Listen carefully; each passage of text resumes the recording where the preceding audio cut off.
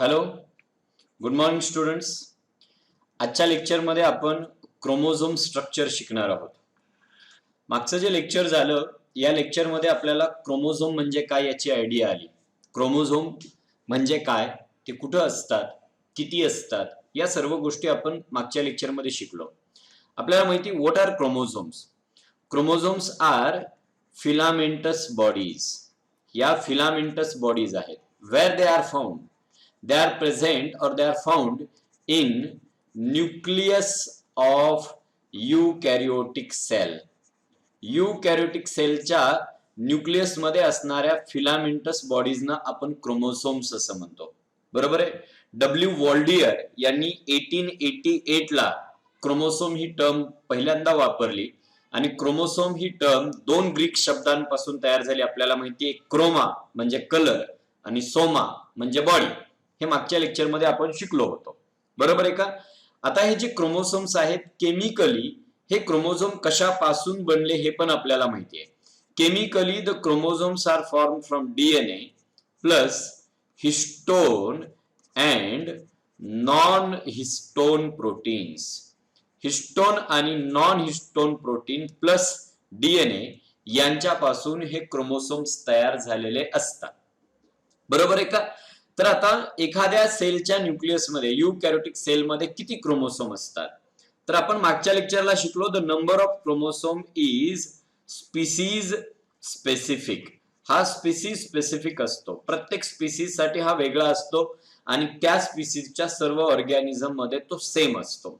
बरोबर आहे का. त्याला आपण स्पेसीज स्पेसिफिक क्रोमोसोम नंबर म्हणतो. त्याच्याशी निगडीत असणाऱ्या टर्म्स काल आपण शिकलो. प्लॉइडी, बरोबर आहे का, that represent the multiple of primary set of chromosome. आणि मग या प्लॉइडी मध्ये युप्लॉइडी आणि अनयुप्लॉइडी, युप्लॉइडी अनयुप्लॉइडी. मी आज इथं या टर्म एक्सप्लेन करणार नाही, त्या मागच्या लेक्चर मध्ये एक्सप्लेन केलेल्या आहेत.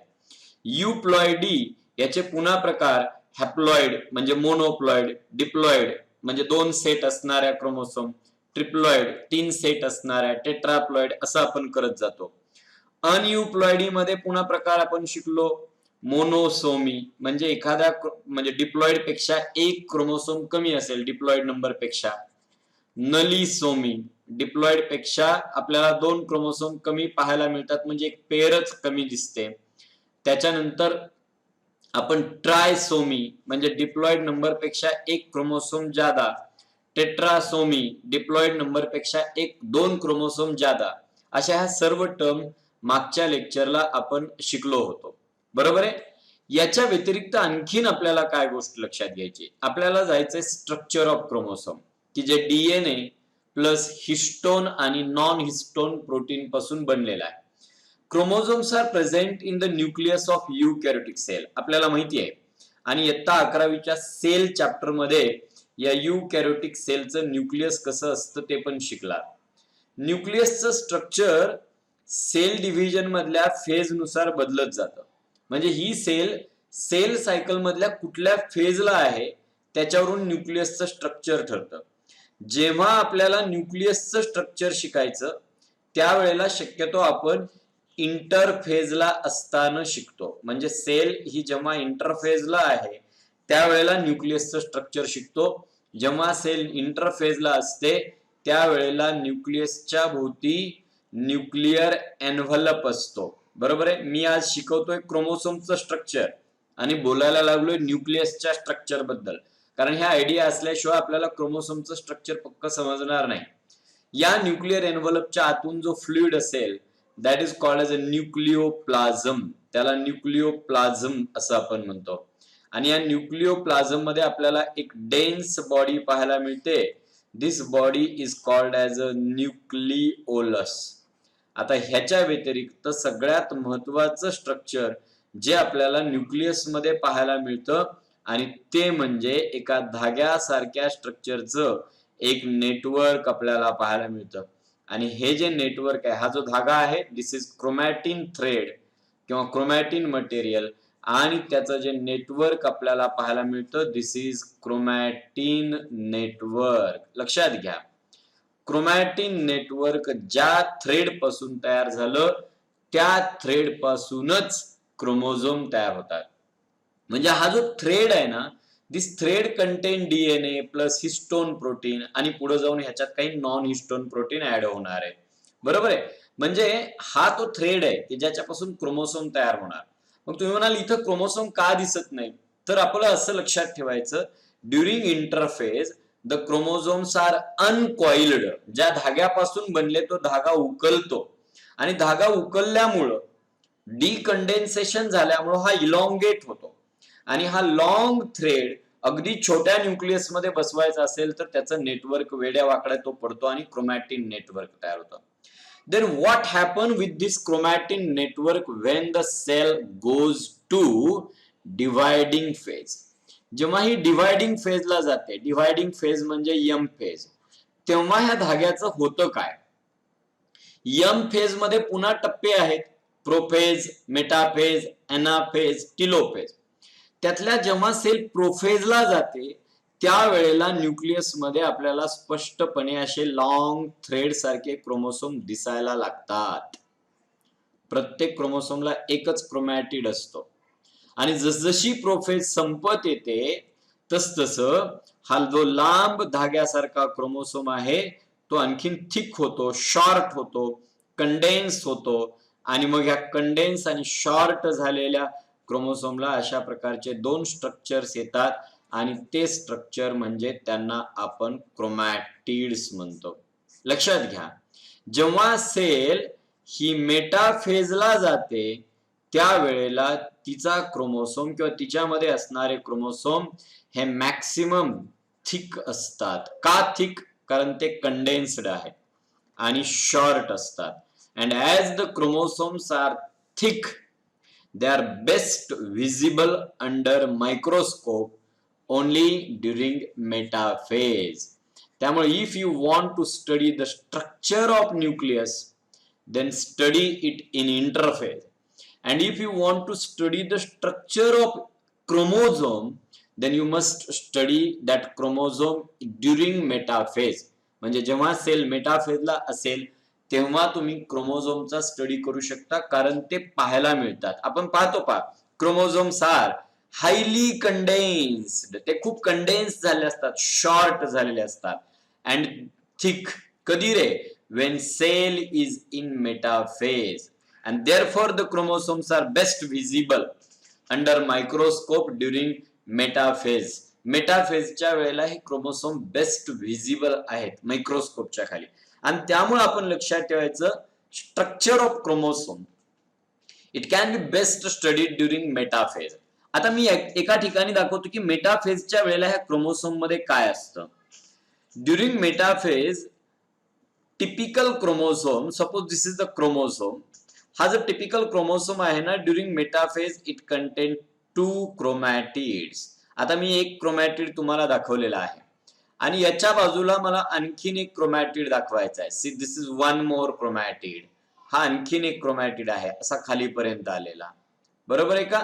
आणि म्हणून आपण सांगायचं ड्युरिंग मेटाफेज, मेटाफेजच्या वेळेला द क्रोमोझोम कंटेन 2 क्रोमॅटिड्स. याला 2 क्रोमॅटिड्स असतात.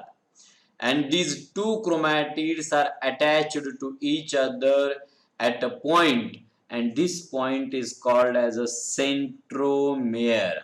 Centromere, or it is also called as primary constriction. See, what is primary constriction? It is the point where 2 chromatids of metaphasic chromosome, metaphase मध्ये असणाऱ्या क्रोमोसोमचे 2 chromatid एकमेकांबरोबर ज्या पॉइंटला attach होतात, चिटकतात, that point is called as a centromere or primary constriction. Remember one more thing. बरोबर आहे? At this centromere म्हणजे primary constriction, on the lateral side, lateral साइडला या प्रायमरी कॉन्स्ट्रिक्शन वरती अशा प्रकारचं प्लेट लाईक स्ट्रक्चर असतं. And the plate like structure which is present on centromere, centromere वरती असणारे हे जे प्लेट सारखं स्ट्रक्चर आहे, this structure is called as a kinetochore. ह्याला कायनेटोकोर म्हटलं जातं. आणि आपण सेल डिव्हिजनच्या वेळेला शिकलो पा, मेटाफेज मध्ये अशा प्रकारचे क्रोमोसोम सेलच्या इक्वेटोर वरती येतात. अॅनाफेजच्या वेळेला सेंट्रोमेअर स्प्लिट होऊन हे दोन क्रोमॅटिड सेपरेट होतात. त्यांना आपण मग आता सिस्टर क्रोमोझोम म्हणतो आणि ते अपोजिट एंडला जायला लागतात. आणि हे सर्व होत असताना सेल मधले धाग्यांसारखे स्ट्रक्चर क्रोमोसोमला चिटकलेले असतात आणि ते जे धाग्यांसारखे स्ट्रक्चर्स आहेत त्यांना आपण स्पिंडल फायबर्स म्हणायचं. आणि लक्षात घ्या, ड्युरिंग सेल डिव्हिजन समजा मी या ठिकाणी एक सेल काढतो, ही सेल काढली या ठिकाणी, आणि आता हा एक पोल, हा दुसरा पोल, आणि आपण थोडा वेळ असं कन्सिडर करू की ही मेटाफेज आहे आणि या मेटाफेजच्या वेळेला दोन क्रोमोसोम असे इक्वेटोरियल प्लेट वरती आहे. इक्वेटोरियल प्लेन वरती असताना हा धाग्यासारखं स्ट्रक्चर म्हणजे स्पिंडल फायबर क्रोमोसोमला अटॅच झाला जिथं सेंट्रोमियर आहे तिथं, परंतु कशा बरोबर अटॅच झालेला असतो तर तो कायनेटोकोरला अटॅच झालेला असतो. आणि त्यामुळे आपण लक्षात ठेवायचं इन मेटाफेज, लक्षात घ्या इथं पुढे आपण बघूया, typical metaphasic chromosome consist of two chromatids, दोन क्रोमॅटिड असतात, joined together at centromere or primary constriction. मी मगा स्केच काढलं होतं, इथं आता तुमच्या समोर स्केच रेडी आहे. मधून एक डॉटेड लाईन काढलेली आहे. या डॉटेड लाईनच्या राईट साइडचा जो पार्ट आहे तो एक क्रोमॅटिड आहे आणि लेफ्ट साइडचा एक पार्ट आहे तो दुसरा क्रोमॅटिड आहे. आणि एकाच क्रोमोसोमचे दोन क्रोमॅटिड असतील तर त्यासाठी शब्द वापरला जातो सिस्टर क्रोमॅटिड्स. त्यामुळे मी पुन्हा इथं लक्षात काढतो पहा. See this is one chromosome and this chromosome contain two chromatid. Then two chromatids of one chromosome, एकाच क्रोमोसोमचे दोन क्रोमॅटिड्स, त्यांना म्हणायचं sister chromatid.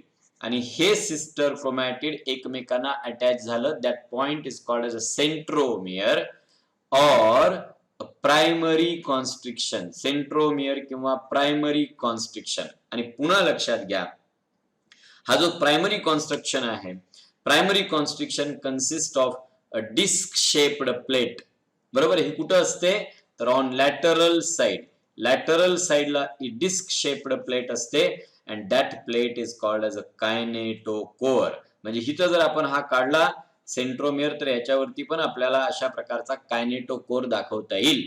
and this is the point, बघा, spindle fibre get attached at the kinetochore during cell division.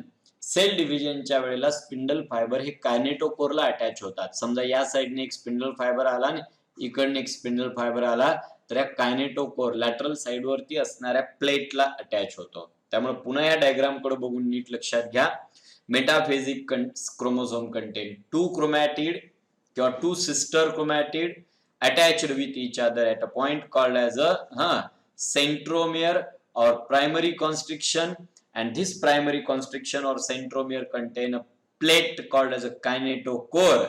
आणि या प्लेटलाच sale डिव्हिजनच्या वेळेला स्पिंडल फायबर अटॅच होतात. इथपर्यंतचा पार्ट. आता याच्या पुढे हळूहळू आपल्याला हे क्रोमॅटिड कळल्यानंतर आता हे क्रोमॅटिडचं स्ट्रक्चर कसं असतं डिटेल मध्ये ते बघायचं. म्हणजे आता पुढे आपल्याला क्रोमॅटिडच्या स्ट्रक्चर कडे जायचं. पहा, या ठिकाणी पुन्हा डायग्राम दिसते तुम्हाला, एक क्रोमोझोम आहे, याला दोन क्रोमॅटिड्स असतील, हे आणि हा सिस्टर क्रोमॅटिड, आणि ते एकमेकांना अटॅच झाले, that point is called as a centromere. आणि आता राईट साइडला आपल्याला ह्यातलाच एक क्रोमॅटिड खूप एक्सपांड करून दाखवलेला आहे. म्हणजे एका क्रोमॅटिडचं स्ट्रक्चर कसं आहे ते दाखवण्याचा प्रयत्न केलाय. थोडंसं ते क्रोमॅटिडचं स्ट्रक्चर मॅग्निफाय करून दाखवण्याचा प्रयत्न केलाय. हे पहा, आपण सांगतो की क्रोमोसोम वरती असा पॉइंट आहे की जिथं दोन क्रोमॅटिड चिटकले, that is called the primary constriction.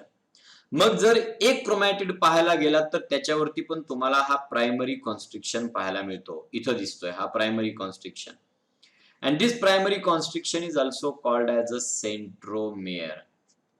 But sometime in addition to primary constriction, म्हणजे प्रायमरी कॉन्स्ट्रिक्शन सोडून प्रायमरी कॉन्स्ट्रिक्शन पेक्षा जादा क्रोमॅटिड वरती आणखीन कॉन्स्ट्रिक्शन असतात. कॉन्स्ट्रिक्शन म्हणजे खाच, जिथं असा क्रोमॅटिड आत गेल्यासारखा दिसतो आपल्याला. आणि म्हणून आपण सांगतो in addition to primary constriction Some chromosome contain additional one or two constrictions, and these constrictions are called as a secondary constriction. हे पण एंटायर क्रोमोसोम दाखवला तेव्हा आपलं हे सेकंडरी कॉन्स्ट्रिक्शन दाखवलं नाहीत, पण तो क्रोमॅटिड पुन्हा आणखीन मॅग्निफाय केला तर तुम्हाला दिसेल इथं प्रायमरी कॉन्स्ट्रिक्शन आहे, प्लस इथं एक सेकंडरी कॉन्स्ट्रिक्शन आणि वरती एक सेकंडरी कॉन्स्ट्रिक्शन. काही क्रोमोसोमच्या क्रोमॅटिडला एक किंवा जादा सेकंडरी कॉन्स्ट्रिक्शन्स असतात. प्रायमरी कॉन्स्ट्रिक्शन इज देअर, ते तर आहेच आहे, परंतु सेकंडरी सुद्धा असतात. बरोबर आहे का?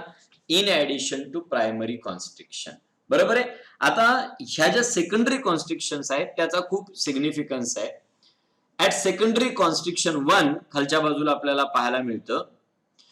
बरोबर आहे. Nucleolus become organised during interphase. जेव्हा सेल ही इंटरफेजला असते तेव्हा न्यूक्लिओलस जो सेलच्या न्यूक्लियस मध्ये आपल्याला पाहायला मिळतो that become organised by this secondary constriction, and that's why this secondary constriction is also called as a nucleolar organizer. See, या ठिकाणी आपल्याला खालती जो पाहायला मिळतो this is nucleolar organizer.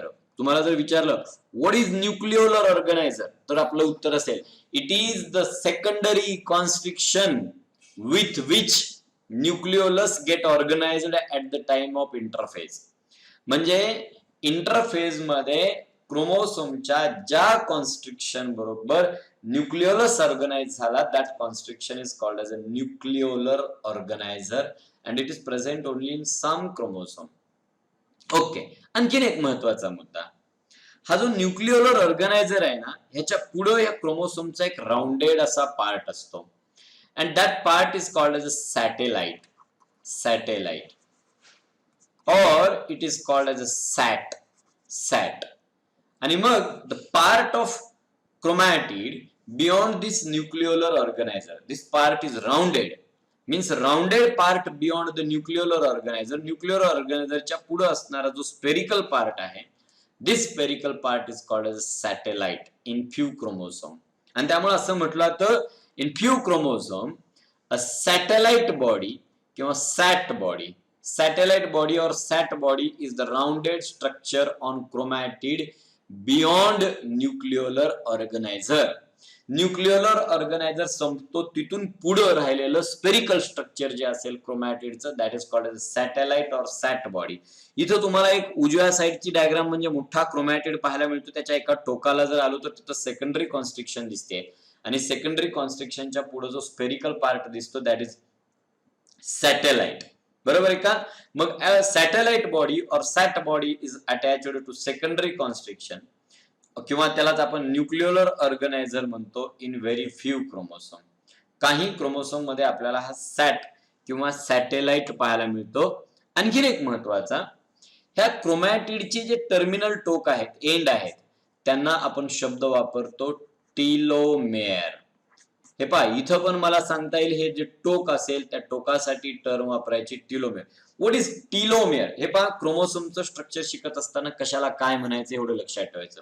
एक क्रोमोसोम, दोन क्रोमॅटिड एकमेकांबरोबर चिटकले, प्रायमरी कॉन्स्ट्रिक्शन और centromere. Additional constriction than primary, primary सोडून ऍडिशनल असतील तर त्यांना सेकंडरी कॉन्स्ट्रिक्शन म्हणा. बरोबर आहे का? आता काही क्रोमोसोम मध्ये सेकंडरी कॉन्स्ट्रिक्शन हा न्यूक्लिओलर ऑर्गनायझर म्हणून काम करतो की इंटरफेज मध्ये त्याच्याबरोबर न्यूक्लिओलाय ऑर्गनाइज होतात, तो न्यूक्लिओलाय ऑर्गनाइज करतो म्हणून त्याला न्यूक्लिओलर ऑर्गनायझर म्हणायचं. And again in few chromosome the part of chromatid beyond this nucleolar organiser, nucleolar ऑर्गनायझरच्या पुढचा पार्ट असतो that is called as a satellite or sat. आणि जर असा सॅट किंवा सॅटेलाइट असेल तर त्या क्रोमोसोमला सॅट क्रोमोझोम असं म्हटलं जातं, सॅट क्रोमोझोम. बरोबर आहे. सर्व क्रोमोसोम कडे सॅटेलाइट नसतात, काही क्रोमोसोम कडे फक्त असतात. आणि आणखीन एक महत्वाचा, मग हा जो क्रोमॅटिड आहे त्याचं जे टर्मिनल एंड आहे, टोक आहे शेवटचं, त्या टोकाला टीलोमेअर असं म्हणायचं. ह्या टीलोमेअर मुळे दोन क्रोमोसोम एकमेकांना चिटकू दिले जात नाहीत, मात्र टीलोमेअर मुळेच क्रोमोसोम न्यूक्लिअर मेम्ब्रेनला आतून चिटकू शकतात. बरोबर आहे. अशा प्रकारचा हा टीलोमर, याचा उल्लेख आपल्या स्टेट बोर्डच्या पुस्तकात केलेला नाहीये. हे झालं क्रोमोझोम, क्रोमॅटिड. आता आपण आणखीन हे डिटेलमध्ये ह्या क्रोमॅटिडचं स्ट्रक्चर शिकूया. सी, इथे एक डायग्राम पाहता. ही थोडीशी वेगळी डायग्राम आहे, आपल्या पुस्तकात नाही, मी दुसरीकडून घेतलेली आहे. ही जी डायग्राम आहे, this is the diagram of single chromatid. ही एका क्रोमॅटिडची डायग्राम आहे. आता आपण सांगतो क्रोमॅटिड म्हणजे मध्ये क्रोमॅटिडचा धागा आहे, जो खूप कॉइल्ड आहे. आणि क्रोमोसोम हा डीएनए, हिस्टोन आणि नॉन हिस्टोन प्रोटीन पासून बनलेला असतो. पण लक्षात ठेवा, the covering of chromatid is only proteins. क्रोमॅटिडचं कव्हरिंग हे फक्त प्रोटीनस असतं. And that covering is called as a pellicle. याला पेलिकल म्हणायचं. म्हणजे प्रत्येक क्रोमोसोमच्या भोवती तर काय तयार झालेलं असेल तर प्रोटीनस मटेरियल पासून बनलेलं कवच आहे, पेलिकल. या क्रोमॅटिड मध्ये तुम्हाला स्पष्टपणे दिसतं की the chromatid is covered bye, surrounded by a covering and this covering is pellicle. इथं वरती नाव दिलेलं आहे. आणखीन एक महत्वाचा मुद्दा, अतिशय महत्वाचा, ह्या पेलिकलच्या आतून आपल्याला फ्लुइड असल्यासारखा दिसतो. आणि हा जो फ्लुइड आहे, this is क्रोमोप्लाझम. What is chromoplasm? A matrix-like substance present inside the pellicle of chromosome. बरोबर आहे का? आणि या क्रोमोप्लाझम मध्ये पुन्हा आपल्याला कॉइल्ड थ्रेड लाईक स्ट्रक्चर पाहायला मिळतं, क्रोमोनिमा. त्याचं अनेक वचन केलं तर chromonemata. That is actually formed from DNA. तो क्रोमोनिमा किंवा क्रोमोनिमॅटा ऍक्च्युअली डीएनए पासून तयार झालाय. पण तिकडे येण्याच्या अगोदर एकदा मी पुन्हा मागे जातो. Membrane of the chromosome is made up of only protein and is called as a pellicle. State बोर्डच्या पुस्तकात ह्या गोष्टीचा उल्लेख नाही, इव्हन एनसीईआरटी मध्ये पण नाही, ते नीट लक्षात असू द्या. The covering of chromosome is formed only from protein. See, entire protein contain DNA and entire chromosome contain DNA and protein. परंतु कव्हरिंग मध्ये डीएनए नसतो, कव्हरिंग मध्ये फक्त प्रोटीन असतो. आणि the proteinous covering present around chromosome is pellicle. आणखीन एक मुद्दा, inside pellicle there is a matrix like fluid and this is called as a chromoplasm. याला क्रोमोप्लाझम म्हटलं तर त्याच्यामध्ये पुन्हा धाग्यासारखं स्ट्रक्चर म्हणजे क्रोमोनिमा. अनेक वचन क्रोमोनिमॅटा असं केलं तर या डायग्राम मध्ये, आपल्या पुस्तकात हीच डायग्राम आहे, क्रोमोनिमॅटा असंच नाव लिहिलेलं आहे. आणि मग मी पुढे जाईल. इच क्रोमॅटिड, आता प्रत्येक क्रोमॅटिड मध्ये काय आहे, लॉंग अनब्रांचड स्लेंडर, लांब अनब्रांच असणारा आणि cylindrical highly coiled DNA thread is there. म्हणजे हा डीएनए कसा आहे, it is long, it is cylindrical, हा सिलेंड्रिकल आहे, बरोबर आहे का. अगेन इट इज अनब्रांचड, हा अनब्रांचड आहे. काय तर डीएनए. आणि तो जो थ्रेड आहे ना, दॅट थ्रेड इज क्रोमोनिमा. अनेक वचन केलं तर क्रोमोनिमॅटा. म्हणजे असे क्रोमोनिमॅटा या क्रोमॅटिड मध्ये आपल्याला पाहायला मिळतात. त्यामुळे आपण सांगतो each chromatid contain long unbranched slender and highly coiled DNA thread called as a chromonema or chromonemata. आणखीन एक लक्षात द्या, हा जो क्रोमॅटिड आहे, it consist double stranded DNA. Yes, that thread is nothing but DNA molecule which extend from this end to that end. म्हणजे संपूर्ण length मध्ये हा डीएनए आणि त्याच्यापासून बनलेला क्रोमोनिमाटा असणार आहे. क्लिअर झालं. आता याच्या पुढे जायचं, थोडस आणखीन लिहा. हा जो क्रोमोसोम आहे त्यातला जो क्रोमॅटिड आहे तो जनरली पाहिला तर आपल्याला क्रोमोनिमॅटा म्हणजे धाग्यासारखं स्ट्रक्चर दिसतंय. परंतु आणखीन मॅग्निफाय करून पाहिलं तर आपल्याला याच्यावरती अशा प्रकारचे स्वेलिंग्स पाहायला मिळतात. त्या डायग्राम मध्ये दिसत आहे. क्रोमोनिमॅटा म्हणजे त्या धाग्यांना स्वेलिंग दिसतात. And these swellings are called as a chromomeres. हे पहा, surface of chromosome show many swelling. क्रोमोसोमच्या सरफेस वरती अनेक स्वेलिंग्स असतात. And these swellings are called as chromomeres. यांना क्रोमोमेअर्स म्हटलं जातं. बरोबर आहे का. This is about the structure of chromosome. मी एकदा रिपीट करतो ह्या गोष्टी सगळ्या. काय, इच क्रोमोसोम, प्रत्येक क्रोमोसोम, क्रोमोसोम मेटाफेज मध्ये 2 क्रोमॅटिड. बरं, क्रोमॅटिड्स एकमेकांना चिटकले तो point primary constriction or centromere. Primary constriction or centromere. In addition to primary constriction, it contains one or more secondary constrictions. आता जो सेकंडरी कॉन्स्ट्रिक्शन न्यूक्लिओलाय बरोबर ऑर्गनाइज होतो त्याला आपण म्हणायचं न्यूक्लिओलर ऑर्गनायझर. आणि त्याच सेकंडरी कॉन्स्ट्रिक्शनच्या पुढं म्हणजे न्यूक्लिओलर ऑर्गनायझरच्या पुढं काही क्रोमोसोम मध्ये एक स्पेरिकल स्ट्रक्चर असतं, दॅट इज कॉल्ड सॅट और सॅटेलाइट. बरोबर आहे का? जर तो सॅट असेल तर सॅटेलाइट क्रोमोसोम. पुन्हा आपण पाहिलं प्रत्येक क्रोमॅटिडचं covering it is proteinous form from protein and it is called as pellicle. त्या पेलिकलच्या आतून क्रोमॅटिड मध्ये फ्लुइड असतो क्रोमोप्लाझम आणि त्याच्यामध्ये लॉंग थ्रेड लाईक स्ट्रक्चर असतात क्रोमोनिमा और क्रोमोनिमॅटा दॅट कंटेन डीएनए.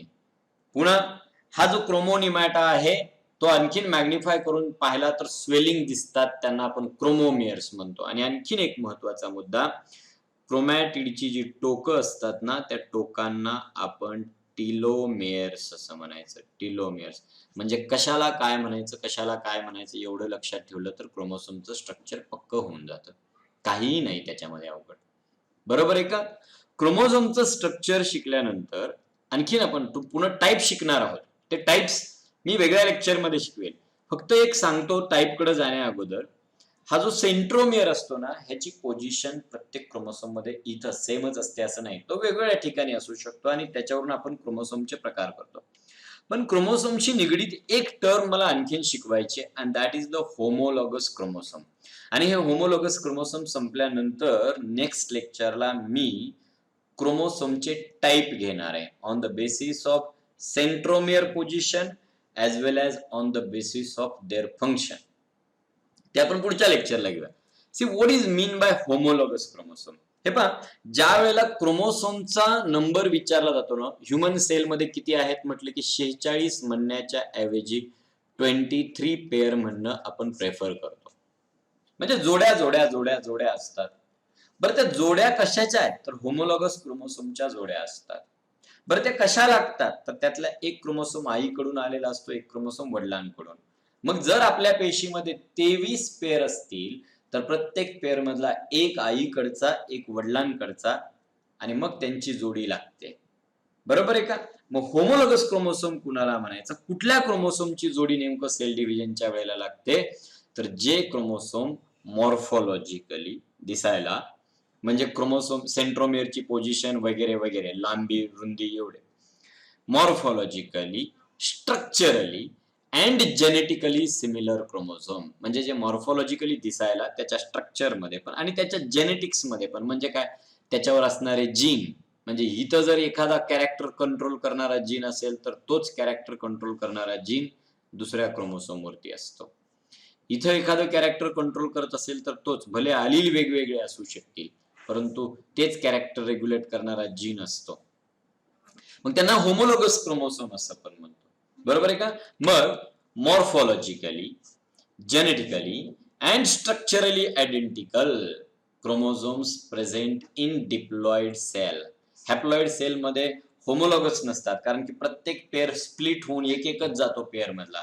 मग डिप्लॉइड सेल मध्ये ज्यांच्या जोड्या जोड्या जोड्या आपण म्हणतो त्या जोड्यामध्ये जे क्रोमोसोम असतात ते मॉर्फोलॉजिकली जेनेटिकली स्ट्रक्चरली सिमिलर असतात आणि अशा क्रोमोसोमला आपण होमोलॉगस क्रोमोसोम म्हणतो. म्हणून एकदा व्याख्या, morphologically genetically and structurally identical chromosomes which are present in the nucleus of diploid cell they are called as homologous chromosomes. त्यांना होमोलॉगस क्रोमोसोम्स असं म्हटलं जातं और होमोलॉग्यूज. आणि आपल्याला माहिती आहे at the time of मियोसिसच्या वेळेला there is pairing of homologues किंवा होमोलॉगस क्रोमोसोमचं पेअरिंग होतं आणि पेअरिंग झाल्यानंतर त्यांच्यात क्रॉसिंग ओव्हर होतं. बरोबर आहे का? आता आणखीन एक महत्वाचा मुद्दा, a pair of homologous chromosome, त्या प्रत्येक पेअर मधला वन क्रोमोसोम फ्रॉम मदर त्याला आपण मॅटर्नल क्रोमोसोम म्हणायचं अँड अदर इज पॅटर्नल, त्याचा अर्थ वडिलांकडचा. आईकडचा मॅटर्नल आणि वडिलांकडचा पॅटर्न. सपोज येलो कलर मध्ये जिथं दाखवलेला आहे ह्या डायग्राम मध्ये तो आईकडचा आहे, ऑरेंज कलर मधला वडिलांकडचा आहे. मग तुम्ही म्हणाल एकदा असं दाखवलं आणि पुढच्या वेळेला वेगळं स्ट्रक्चर दाखवलं. हे पहा, जेव्हा सेल G1 फेज मध्ये आहे त्यावेळेला त्या क्रोमोसोमला एक एकच क्रोमॅटिड असतो आणि मग एक एक क्रोमॅटिड असणारे पण सारखे असणारे हे झाले होमोलॉगस क्रोमोसोम. परंतु जेव्हा सेल मेटाफेज मध्ये आता एंट्री करणार आहे, प्रोफेज मधून आता मेटाफेज मध्ये एंट्री करणार आहे, त्यावेळेला आपण माहिती आपल्याला एका क्रोमोसोमला 2 क्रोमॅटिड असतात, बरोबर आहे का? आणि त्याचाच होमोलॉगस क्रोमोसोम त्याच्यासारखा असणारा त्याला पण 2 क्रोमॅटिड आहे. आता लक्षात घ्या, येलो कलरच्या एकाच क्रोमोसोम म्हणजे मॅटर्नलच्या एकाच क्रोमोसोमचे 2 क्रोमॅटिड, ह्यांना सिस्टर क्रोमॅटिड म्हणा. आता ऑरेंजचेच 2 घेतले तर ह्यांना पण सिस्टर क्रोमॅटिड म्हणायचं. पण मी आता असं केलं, एक ऑरेंजचा आणि एक येलोचा असे जर कन्सिडर केले तर त्यांना मात्र मी आता शब्द वापरतो नॉन सिस्टर क्रोमॅटिड्स. आता हे नॉन सिस्टर क्रोमॅटिड्स आहेत. Non sister chromatids of homologues किंवा होमोलॉगस क्रोमोसोम. होमोलॉगस क्रोमोसोमचे नॉन सिस्टर क्रोमॅटिड म्हणजे फक्त येलो येलो, इथं कलरचा मी रेफरन्स देतोय, याचा अर्थ काय पेशीमध्ये येलो येलो नाही, इथं मी कलरचा रेफरन्स देतोय.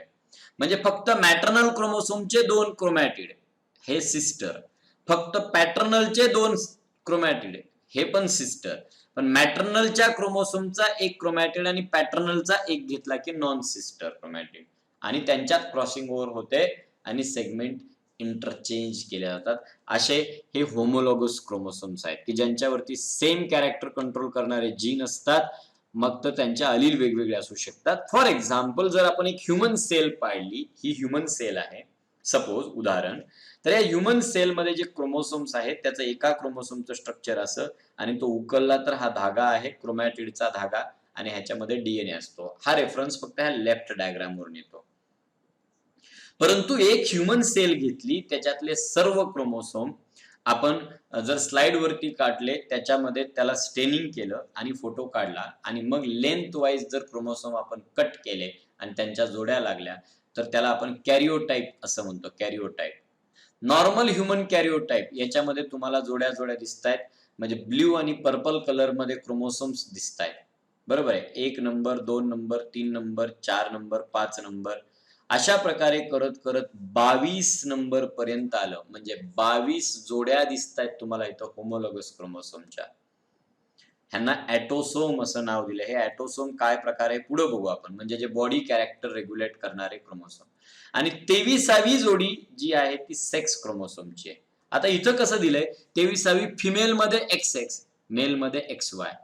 आता वरचा फोटो जो आहे तो प्रत्येक क्रोमोसोमला एक क्रोमॅटिड असेल तर, आणि सेम तोच फोटो खाली जस्ट बिफोर न्यूक्लिअर डिव्हिजन म्हणजे G2 फेज मध्ये, just before nuclear division G2 phase संपत येत असताना प्रत्येक क्रोमोसोमला असे 2 क्रोमॅटिड आहेत, 2 क्रोमॅटिड आहेत आणि मग 2-2 क्रोमॅटिड असणाऱ्या क्रोमोसोमची जोडी.